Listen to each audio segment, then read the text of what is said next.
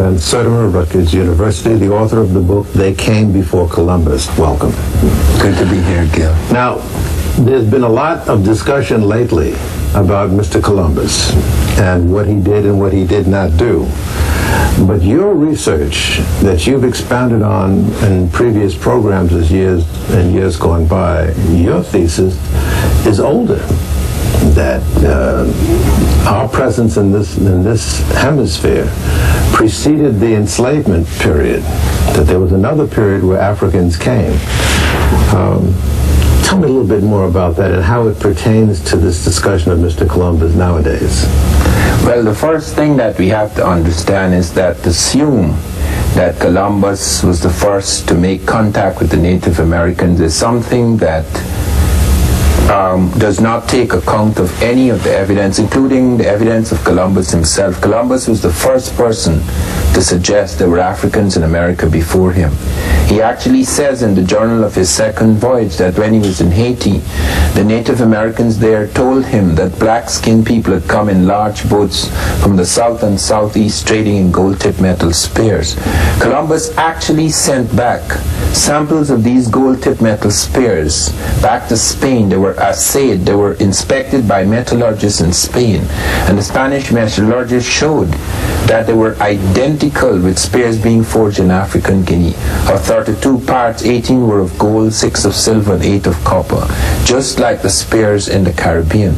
The words that were used by the people in the Caribbean that Columbus met in Haiti were identical with the words used in Africa all along the Atlantic coast, a range of words used for these spears. Are there a lot of writings from Mr. Columbus, by Mr. Columbus, that survive? How do you know that he wrote? Oh yes, Columbus made up a lot of things, but he wrote quite a lot. I mean, he made up a lot about his background, even his name, etc. But there is no question that he wrote he had at least 4 of his 4 major voyages. He left quite a lot of papers. There's a book published in this country in 1903, 2,114 pages, just on the surviving writings of Columbus, diaries of Columbus, things said about Columbus in connection with these diaries. Well, before we get into the era that preceded him, let's talk a little bit about Mr. Columbus. Who was he? Was he an Italian? What was his name? There's a question about Columbus. I have not gone very much into his identity because I know he made up so many things. There's a lot of confusion about that. A book by Frederick Paul, The New Columbus, suggests that he was a bastard son of someone called Colon. His name was Cristobal Colon, and that he took the name Cristoforo Colombo from a dead sailor because he'd been involved in some battle that opposed the Spanish sovereigns, and he needed them at a certain time, and he didn't want them to know about it, so he took on a different identity. There are lots of stories told about So that would suggest he was Spanish. Colon? Yes. He wasn't Italian, but I don't want to say he was Spanish because I'm making it quite clear there's a lot of confusion about his identity. And I have not been very much involved in that because my great concern has been to show that most people who are opposed to this thesis of an African connection with America are opposed because they assume that Europe was in advance, always in advance of other peoples, and that the reason why Columbus could sail and make contact first was because of the advance in their shipping. What we know now in 12 disciplines, Columbus, by the way, was not the only person to note these blacks. There are at least a dozen Europeans who noted them in that within the first 50 and 100 years, seeing them in places where they had not been. There's a whole range of them. Peter Martyr, Vasco Nunez de Balbo in 1513, finding blacks among the Native Americans, and he actually asked these people, where did these blacks come from? And they said, we don't know, but they're a large settlement nearby. Just a bit more about Mr. Columbus because there's so much discussion. To the best of your knowledge, what was the premise of his voyage? Was it exploration or was it exploitation? What Columbus hoped to achieve, you see, is that a lot of excitement had developed in Europe about the voyages of Marco Polo. about the riches of India, etc. And to get a route to the rich Indies would be a great achievement. But he assumed that because the world was round, and that was not his idea. The Moors had made that quite clear, that the world was round, and that if you go far to the west, you end up in the east. He assumed that you could go to the west and end up in India. And he was so convinced of that although he landed on the edge, on the little islands on the edge of America, he did not know it was a new continent. He assumed he was off the edge of Asia. Even if he had doubts, he sent his notary, Fernando Pires de Luna, among the ships and made every man sign a document he was off the coast of Asia. And he threatened his men. If they were common sailors and they were to go back home and say that they had not been off Asia, they would be whipped, and they would have their tongues cut out. And if they were officers, they would be fined 500 maravedis. We do not know exactly what 500 maravedis was at that time, but it must have been quite a punishment. So Columbus had to convince the Spanish that he had got to the Indies. And however, something happened which he did not expect. They were discussing a demarcation line with Portugal, because Portugal insisted that they should have a line drawn at the westernmost edge of the Cape Verde Islands, just off Africa, and that 375 leagues should be theirs. And this line, in fact, included Brazil. I have a map of Brazil in 1448. This is more than half a century before Columbus. A map that was drawn on knowledge gained from the Moors.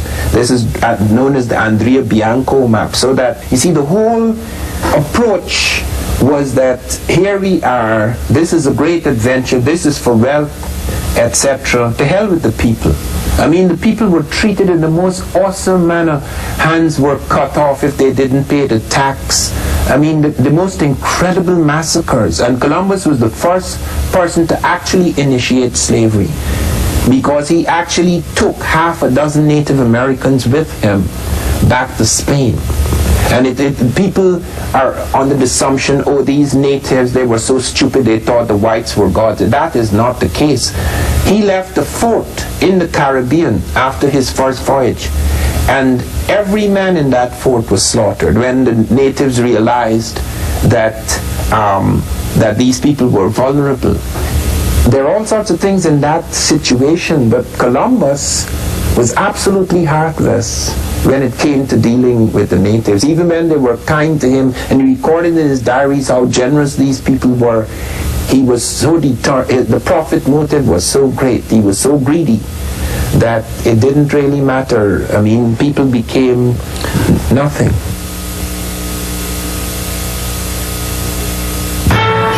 To start your day with all the news and information you need to know, start your morning with Emerge.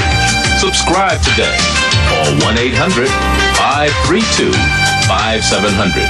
That's 1-800-532-5700. Well, before we go on, what thoughts run through your mind as you see forces being mobilized this year to engage in a massive celebration of this man?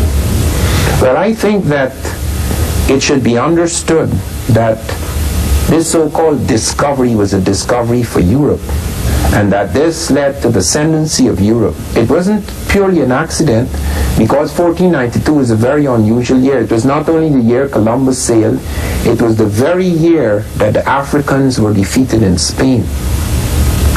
The Moors were defeated in January 1492. The African general Boabdil surrendered in 1492 in Granada, so that the ascendancy of Europe, the 1492 marked the ascendancy of Europe. The tragic thing is that since that time, we have assumed, or been made to assume by the histories that have been written, is that people of Native American descent or African descent had inferior civilizations, and that everything European was superior, and that is the reason why Europe gained the ascendancy. All right. Now let's go back in time to when our ancestors began to reach this hemisphere. Did they engage in hostilities, or were they able to live harmoniously with the indigenous population in this hemisphere? Well, it depends on the period.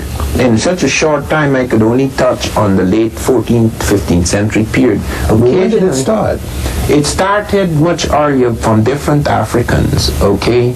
Because we have evidence in pre-Christian times of Africans entering certain parts of Mexico and South America.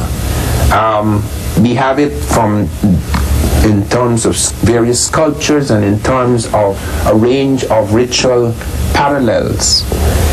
But in the 14th and 15th century, we move on far more certain ground because the evidence exists in a dozen disciplines. We have writing. They found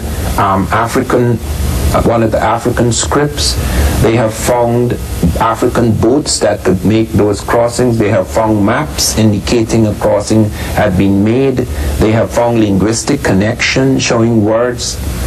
They found plants, an American plant in Africa before Columbus, an African plant in America, more than one in fact. African plants in America before Columbus. They found a range of things like this apart from the eyewitness accounts. Any idea what the motivation might have been for Africans coming to this hemisphere? In the case of Abubakar II, this we know. The earlier visits, we can only conjecture that there could have been upheavals in the African world, like the Syrians attacking the Egyptians, etc., flights and so forth, trade, etc. But we in the case of Abubakar II, we are aware of his motives because it was written down. It doesn't just exist in an oral tradition. It actually exists in Arabic documents like the Al-Kalkashani and the Masalik al-Absar, that he had expanded as far to the north as the Sahara, as far to the north as the desert, as far to the west as far to the south, as the jungle, as far to the east as the Niger, where he was wrestling with other African peoples, the Songhai, and he wanted to cross the ocean because he felt he could expand. Okay. When he arrived, was his encounter with the indigenous population hostile? Only in one instance we are aware of hostilities developing, because when strange people enter new territory, the natives might accept them or might not accept them, and hostilities can arise, at least initially. We have cases where fights actually developed in Panama between black Africans and Native Americans. What I'm getting at is, was his motive in coming to these shores the same as Mr. Columbus? No. You see, in the case of Columbus, Columbus was a man seeking his fortune, who had not made himself. Abubakar II wasn't seeking a fortune, he was already made. He was a great king. He was very rich. He was not seeking the same things as Columbus. He was not driven by the same motives. And we have no evidence of Africans enslaving Native Americans. We have no evidence of them being brought over in situations of captivity. So we have no evidence of that. As I say, hostilities can arise occasionally because of the meeting of two peoples, regardless of race or intention. But we have no evidence that the kind of Columbus enterprise was the same. It was far removed, because the Columbus enterprise, because of the lies of Columbus, it led people coming in millions, a steady, endless stream of Europeans leaving their countries to come in this direction in the hope of finding gold and having people subject to them, etc. This led to a whole different world order. How does an historian like yourself ascertain that somebody that far back in time was a liar or lied? Well, because of the conflicting reports, and because of the lot of work has been done recently. One of the works done by Frederick Paul, The New Columbus, where he documents a great deal of things. And I myself, looking over diaries, found inconsistencies, serious inconsistencies, where, for example, Columbus is in Cuba, and the letter arrives from King Ferdinand telling him to come home immediately because someone has appeared at the court, Jaime Ferrer, quarreling about this demarcation line, and which throws a shadow over Columbus.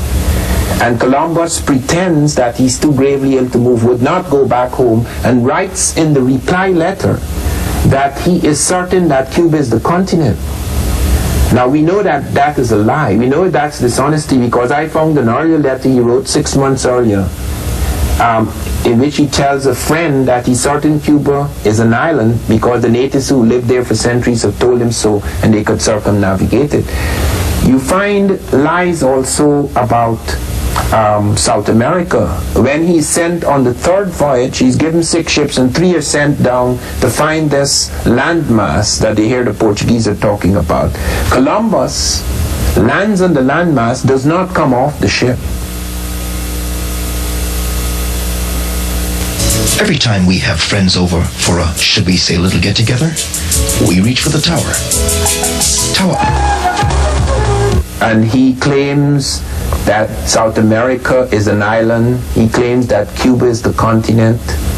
Now obviously, and since there are things that indicate that this is not so, I mean, surely he could be wrong about the New World. He could be wrong about this being India. He could have made a mistake. He could have thought he was off Asia. You could excuse that. But there are certain things you cannot excuse. You see, the man is deliberately involved in deception because he wanted the Portuguese to gain control of that landmass to the south. Because I actually found the letter he wrote one of his sons, Diego Columbus, in which he tells him that Vespucci is about to appear in court, have him do this and do that. The man would do anything for me. In the regular history, it looks like, hey, Vespucci is the rival. He is trying to fill his hand by allowing the Portuguese to enter Brazil and keeping the Spanish out. Well, why didn't he land on the landmass? Why did he stay on board his ship? Do you know? We do not know. He claimed he had arthritis, wanted to accept that if one did not know how mendacious he was, because why wouldn't he claim that for Spain? Why wouldn't he dispute that landmass? But we have evidence that he was getting money from Spain and Portugal, and he was arrested. You see, the Spanish began to realize that Columbus was lying. He and his brother Bartholomew, some people claim that was his uncle, most people think it was his brother, it doesn't matter, but both of them were arrested. On the 4th voyage, the Spanish allowed Bobadilla to arrest Columbus, and he was brought back in disgrace into Spain to be tried for lying to the Spanish about the lands he said he had discovered. And they claimed in court that Columbus was playing games in order to fill his hands, one hand with Portuguese money and one hand with Spanish money. He was brought back in custody. Yes. And he was tried. He was tried. Was he convicted? No. It appears that I wouldn't say he won the case, but because some of the things that he would have got, if it were not for the case, he did lose. He didn't lose all of his fortunes. It was reduced, and he never sailed again. He never sailed again. So he did suffer as a result of the trial, but there were doubts about certain things, and then there were certain people of influence, it seems. Some people have suggested that there was this relationship or a great affection that the Queen had for him, but that is just news of the world stories, so that one does not know what it is that saved him. What was it that he brought back from the so-called New World on his voyages? You say he made a total of 4 or 6 voyages? 4 voyages. 4 voyages. On the first trip, one is aware that he brought back the half a dozen Native Americans who were eventually taught to speak Spanish, and of course, as slaves. I wouldn't say they weren't called slaves, but they were brought back against their will. Okay, so you would call it slaves. I don't know if they were placed in positions at least. Yes, captives.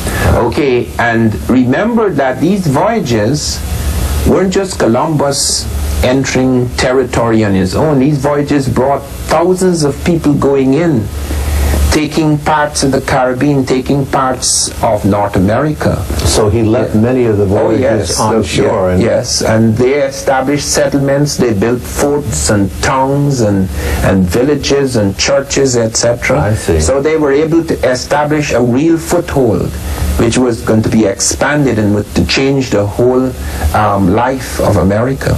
So based on returning after that first voyage with Native Americans, how did he raise money for the second and the third and the fourth voyage? Oh, well, then they got all excited when he came back, and all the people on board said how they had actually found this land, and there was this chance of this new kingdom, etc. And of course, he kept up the lie that there was gold somewhere. They didn't actually find the great gold they dreamed of, but they found lands they could expand themselves on. They could. It was rich in all sorts of things. There were new plants and foods. The foods in America, and a lot of people are not aware of this, that about 500 plants and fruits entered Europe. It doubled the food supply in Europe in 30 years. So that had, I mean, apart from the question of having eventually being able to take Africans in to exploit the territory, to use them to work on these lands, it altered the life of Europe.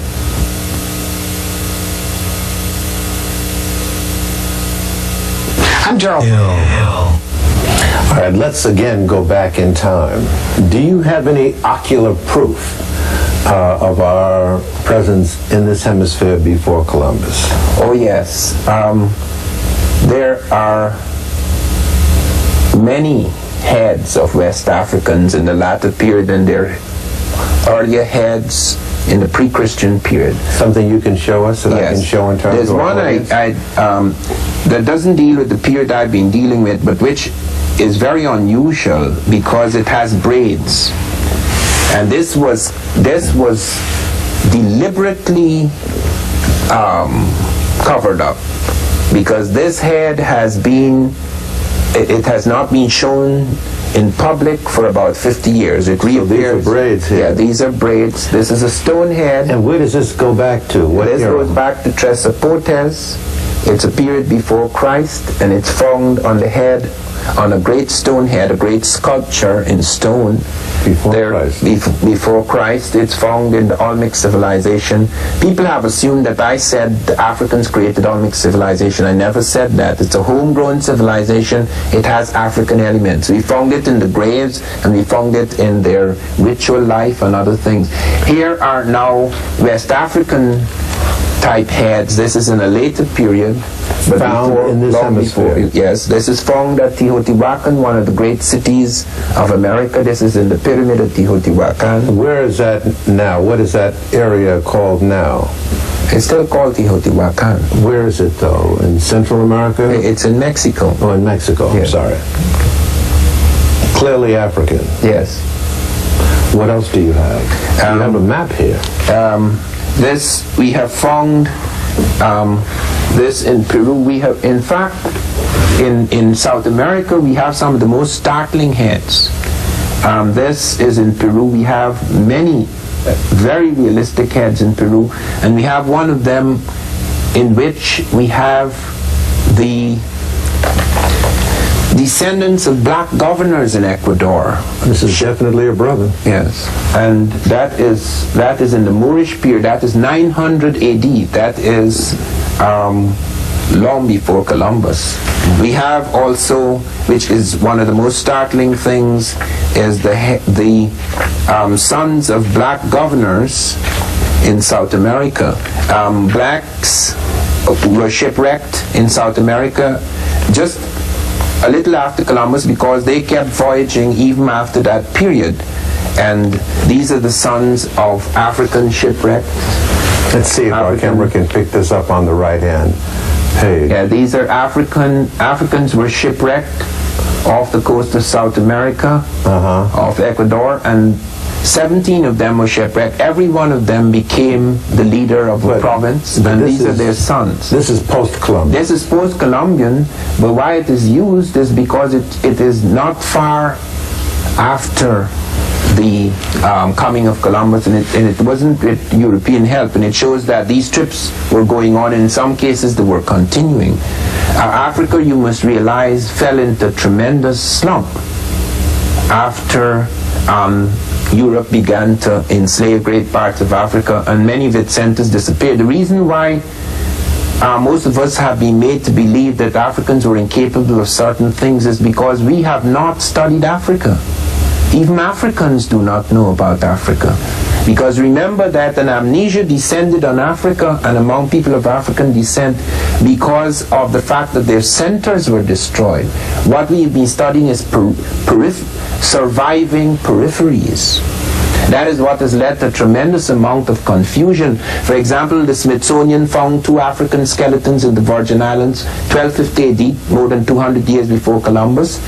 They found they couldn't date them because something peculiar had entered their bones, but then they found the nail in the grave. Although they were in layers before Columbus, they found the nail, and they said therefore it has to be after Columbus because Africans cannot make nails.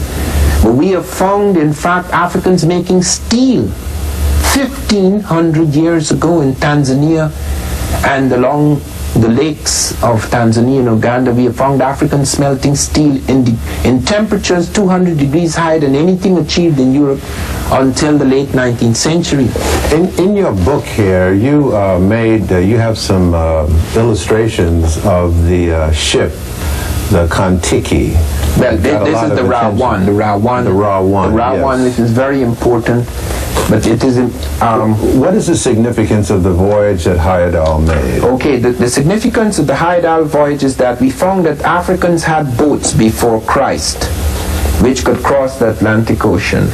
The Ra 1 was rebuilt by Africans, the Buduma people in Lake Chad, and in 1969 they were able to cross from North Africa all the way to Barbados using a boat that was used long before Christ. Here it is. On the right-hand page, if we can pick that up. Okay, and what is even more important, let me close with this. Yes. Is that Lindemann and Bombard, 2 independent sailors using African dugouts and an African raft, were able to cross the Atlantic in less time than Vespucci. In fact, an African dugout crossing from Africa to America beat Vespucci by 12 days. Wait a minute. Tell me a little bit about this boat. Is it true that it was made of papyrus reeds? Yes, it's made of papyrus reed. And an exact replica of a drawing that was found in Tomb and Temple paintings in Africa. And they were able to do this. They only made one mistake. They made a mistake with the rudder because over a period of time they had changed the rudder. Yes, and the rudder kept it buoyant. The rudder got them into trouble off Barbados, but there was something else that caused the problem. There was something attached to the deck that they cut. Okay, but they were able to cross nevertheless.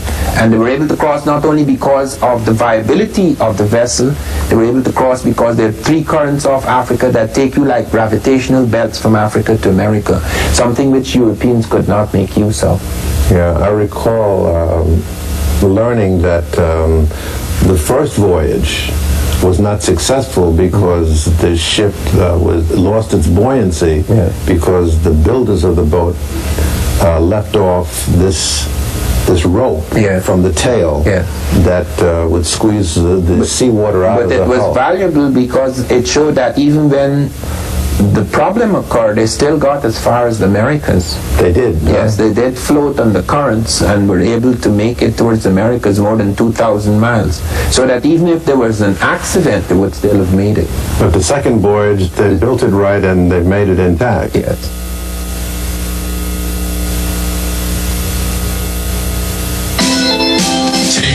In this hemisphere, was the content of the impact that the African had on this hemisphere a positive one?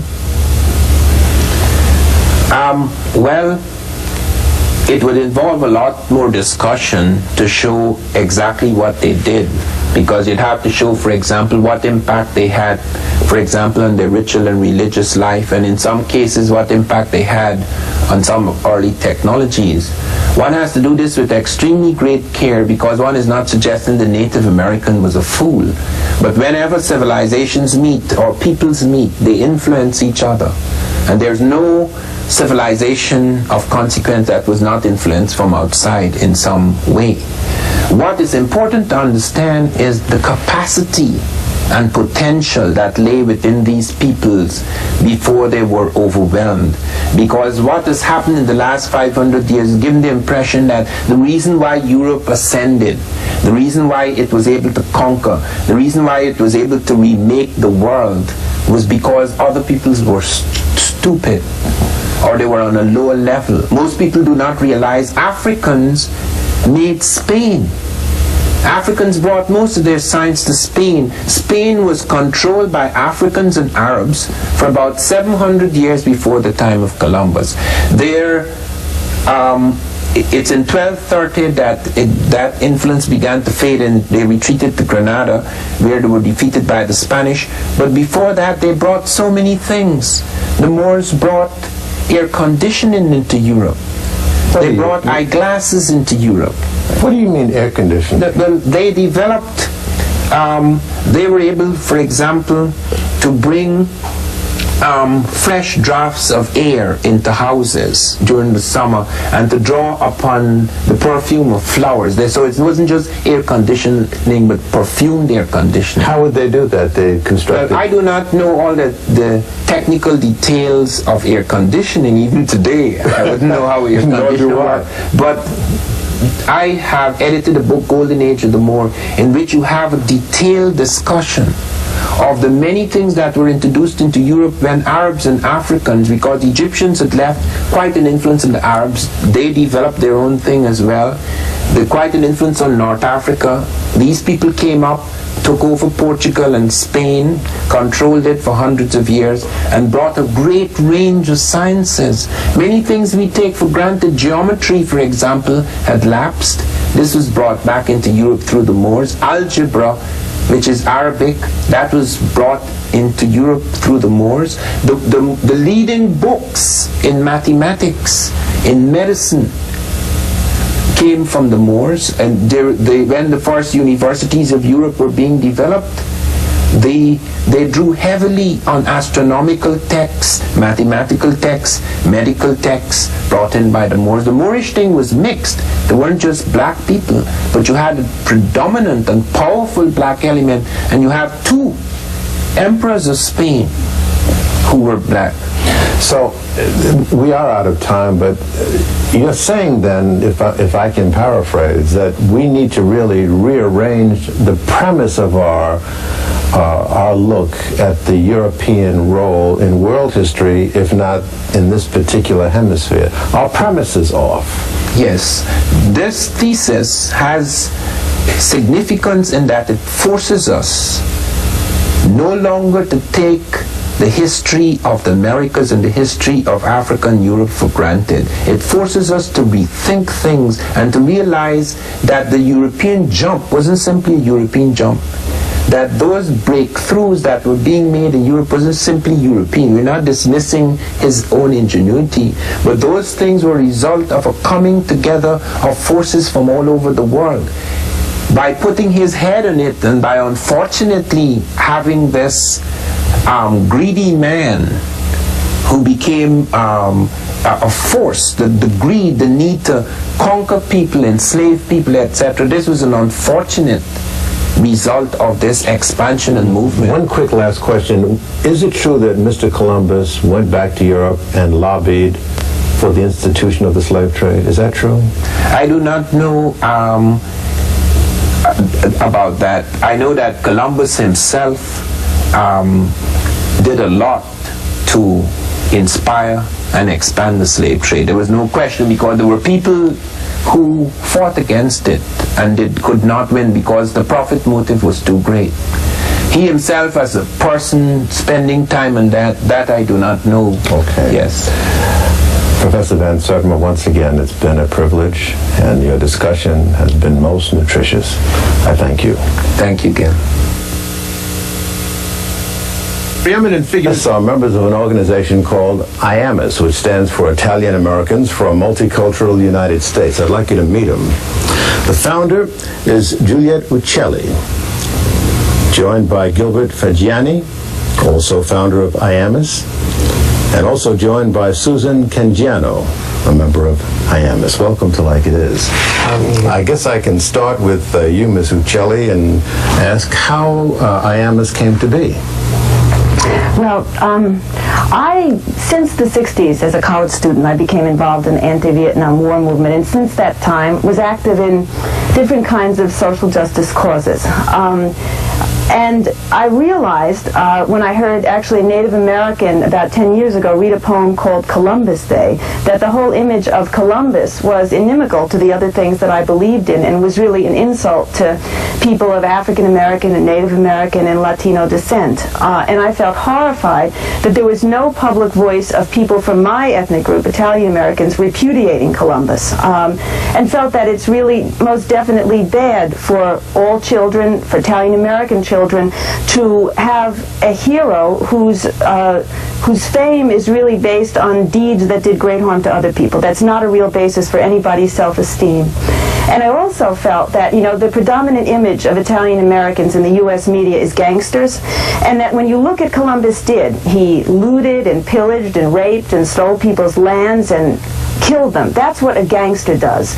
So I don't feel that Columbus is any kind of real recognition of Italian Americans as doing something useful, but really in a way a continuity of that terrible gangster stereotype and should be repudiated. And I then found other people who had similar values. Some of them, the person who cuts my hair, a chiropractor that I had met, as well as people who had worked in labor unions, who had these same ideas, and that's how we got the group together. I see. Mr. Fagiani, what does IAMUS do? Well, we have tried to explore a more diverse focus on what our identity and what our history is all about. We feel that a multicultural approach and a more truthful approach as to the history of our country would also mean that Italian Americans would have their history told in a truthful way. And we feel that it's not just minority people that are denied their true history in the schools and in the history books, but also immigrant groups of European ancestry. Mm-hmm. Let me ask Ms.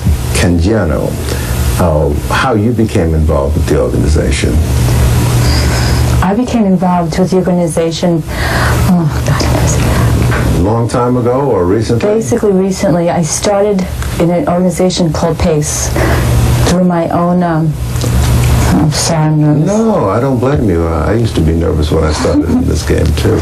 As an elementary school teacher, I started doing some of my own learning about my own culture and realizing in the classroom how narrow perspective history has been brought upon the education system. I see. And doing that, I started networking with other teachers who were very supportive and started learning different ways of expanding the educational process in the classroom, not just dealing with European history, but dealing with history of different peoples which were representative of the children in the classroom.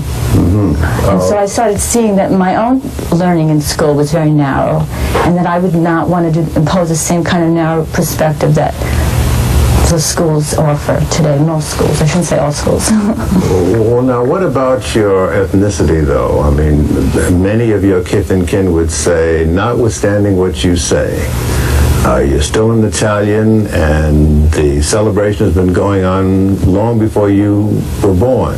Why do you want to change things and mess things up?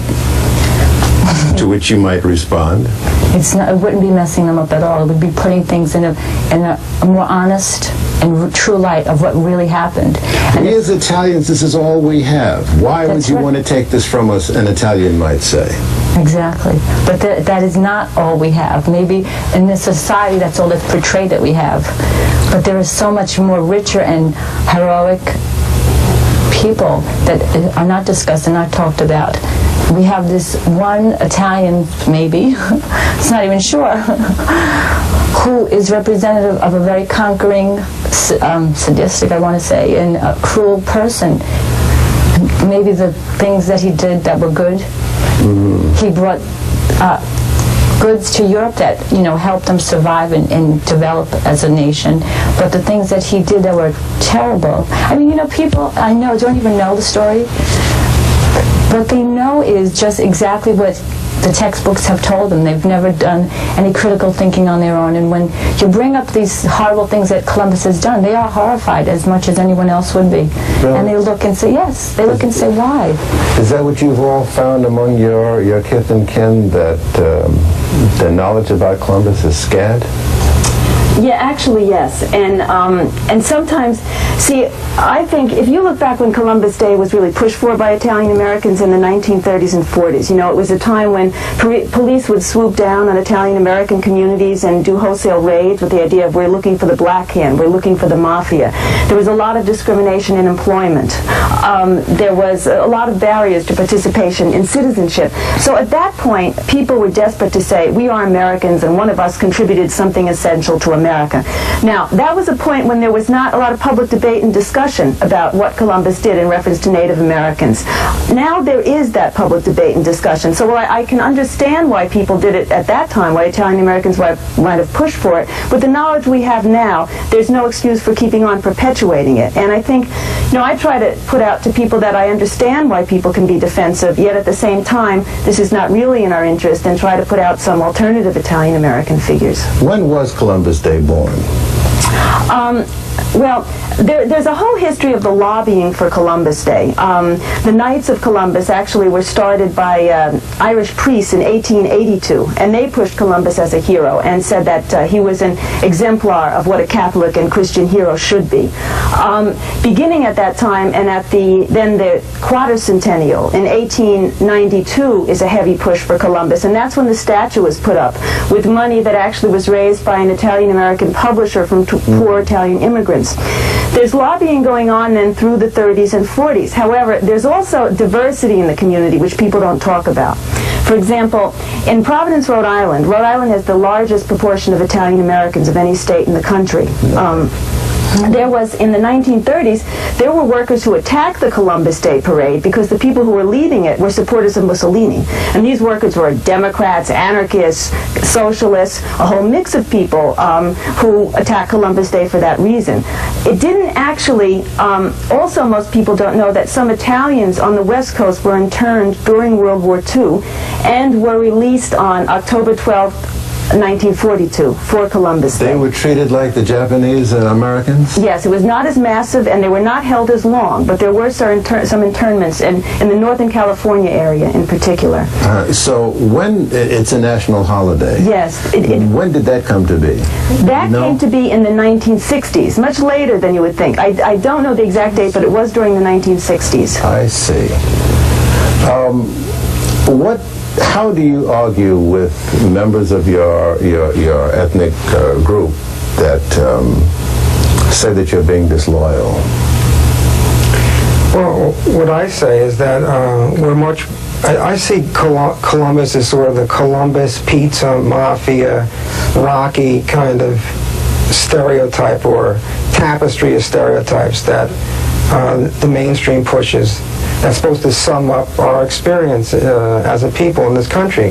So I feel in some ways, aside from the moral dimensions of the question of Columbus, that it narrows who we are, because it focuses on one particular person, rather than seeing that there was a whole host of people that played very important roles in this country, politically, socially, culturally, artistically, and that I can understand. It's interesting, during the period of the the 20s and 30s that Mussolini was a very popular figure in the Italian-American community. And I think there's a similarity in that Italians were feeling, there still was the insinuation that Italians were inferior people. There was still a lot of very negative things said about Italians in the media, and I think Italians were looking for a strong man, some person or image that would sort of make them feel better, and they turned towards him.